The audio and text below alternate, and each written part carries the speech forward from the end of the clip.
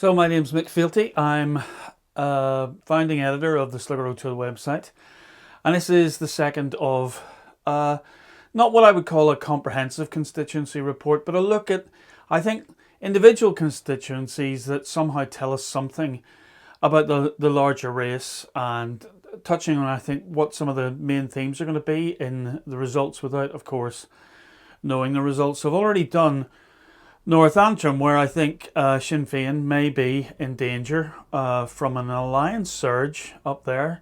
Patricia O'Lynn, based in Ballymena, I think, is a credible attack in a unionist majority constituency. But I want now to shift to another unionist majority constituency to see another threat to the big two, if you like.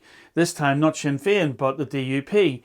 In fact, and it's North Down. This is actually my favourite constituency, not least because it's where I grew up. We moved there as a family from Ballymurphy in the very early 60s when my dad moved jobs, and that's where I went to school. And I love it partly because I'm from there, but also I think it's a wonderful oddity when it comes to Northern Ireland politics. It's one of those things where it's almost the oddness of North Down that tells you something about the rest of the political race in Northern Ireland. When I was growing up there, it was effectively an Ulster Unionist stronghold. If you wanted to be someone in local civic society, then membership of the Ulster Unionist Party was highly recommended. But that's way back in the 60s and in the early 70s when they dominated the local Hollywood Urban District Council, the Bangor Borough Council, Castlereagh Rural District Council, and then it was amalgamated into North Down, where that hegemony largely continued with small insurgencies from elsewhere. At Westminster has given us a lot of eccentric or independently minded individual, and really the fourth incumbent since 1970 is now a non-unionist Alliance Party's Stephen Farry, who is someone, as I understand it, of a Catholic background, not necessarily practicing, but he's now representing the second most Protestant seat in Northern Ireland.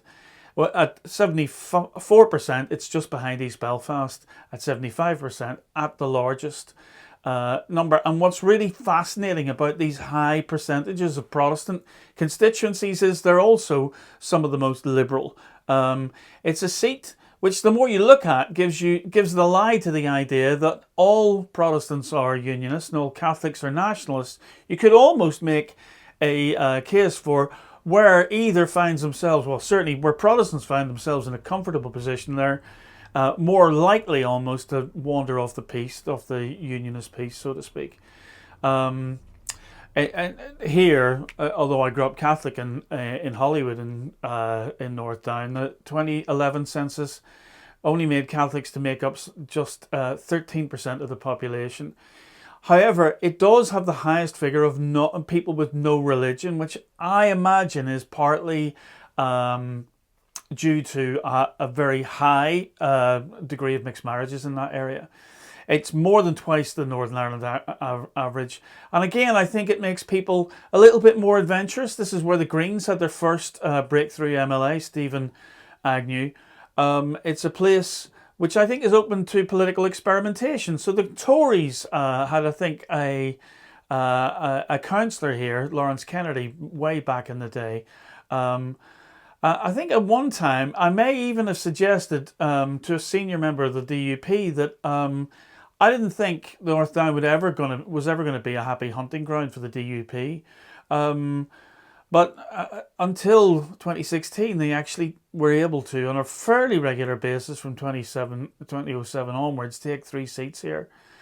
Yet after they peaked in 2011, they obviously saw the writing on the wall when 6-seat constituencies were smoothed down to 5 in the 2017 election. So they moved Peter Weir, one-time education minister, into the Strangford constituency next door, leaving Alex Dunn in Bangor and the late Gordon Dunn, former councillor who made his reputation as independent before joining the DUP ticket, to come home fairly safely It should be said that that reduction, I think, has made all seats more competitive right across Northern Ireland. And it also makes holding on to larger constituency tickets, which really only applies to Sinn Féin and the DUP, that much harder work this time round than it has ever been before. North Down is a prosperous constituency. Most people know that. They say there are the haves and the have-yachts, as the old saw, if you like. And it's a constituency which, although overwhelmingly unionist or Protestant background, had no trouble voting Remain in 2016 in the referendum. To test the prosperity levels with somewhere like West Belfast, which consistently is listed in some of the most poorest wards in the whole of the United Kingdom, there are just 6.3% of the population who are lone parents with dependent children, compared to 19% in West Belfast. So there's a gap, there's a huge economic gap between this constituency and other constituencies fairly nearby.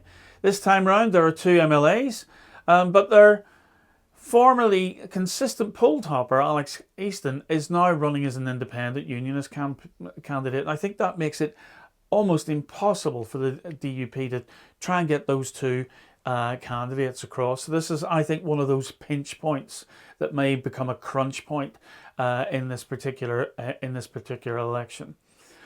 I think the first of the 2 candidates, and it's very hard to tell because both of them are first timers.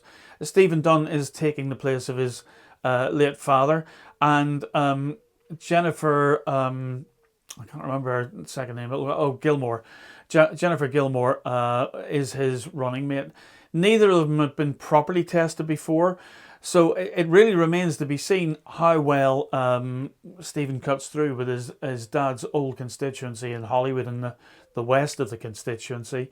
But it does seem to me what they've got going for them to some extent is transfers from the TUV's John Gordon. They didn't run anybody back in 2017. And they'll be depending on his transfers, perhaps, to at least push one of them over, and maybe transfers in also from Alex Easton. Alliance ran just one last time round, but they've resorted to a second candidate this time. One-time SDLP member, Andrew Muir, and former North Down Mayor, is their incumbent, this time with a running mate, Connie Egan. With former independent Alan Chambers holding steady for the Ulster Unionists, the top 3 likelies are Chambers, Easton and Muir. So that, for me, leaves 2 seats kind of slightly more open. It's likely that one of the 2 DUP candidates, either Dunn or Gilmore, will take one of those. But whichever one doesn't is really going to have to slug it out with the Greens, Rachel Woods, who is a retiring MLA but was co-opted after former Green leader Stephen Agnew stepped down as MLA here in 2019. Egan will be in the mix, as will the second DUP candidate. So that's a really interesting one. It's unlike North Antrim. It's very hard to kind of figure out who's got the kind of major. There's no safety for any of them, even though they come from very different sort of backgrounds, if you like. I'd also keep an eye out for the SDLP candidate here, Deirdre Vaughan. The SDLP have really done nothing here since the 1998 elections. And in fact, actually, they've been in the sort of mid hundreds, if you like, slugging it out with Sinn Féin of all parties for who gets the wooden spoon in the nationalist race. I don't really expect her to be in the mix for an actual assembly seat, but a good performance here would set her well up for a council seat, where in the Hollywood Clandyboy DEA, the quota was just 1,140 votes back in 2019. So, in conclusion, I think this is one of those seats that the DUP has to keep what it holds in order to try and keep its defence against the Sinn Féin First Minister as solid as possible. As in North Antrim for Sinn Féin, they could lose out to an alliance or possibly a Green. Whichever of these 2 I think is eliminated may put the other one over ahead of the second DUP candidate. 2 seats is a big call. with their big vote getter now gone. But last time round, he brought the second DUP man over the line just on transfers, and those votes will likely come back to one of the other two, or maybe split evenly. But I can't see how the space is really still big enough to have three MLAs, if you like, the former the gene pool DUP man and two genuine MLAs in whatever configuration that comes through.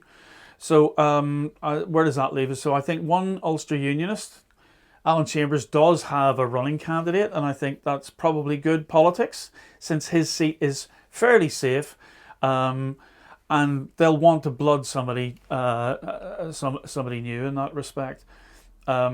Chambers, Muir of the Alliance Party, and Alex Easton. The other two, really, it is in flux. It's hard to tell with North Down. That should be a second alliance seat, but the strong showing of the Greens, I think, will be a concern for them. I think they've been slightly frustrated not getting up to that bigger mark, particularly when you consider that they've got the MLA, the NP for this area.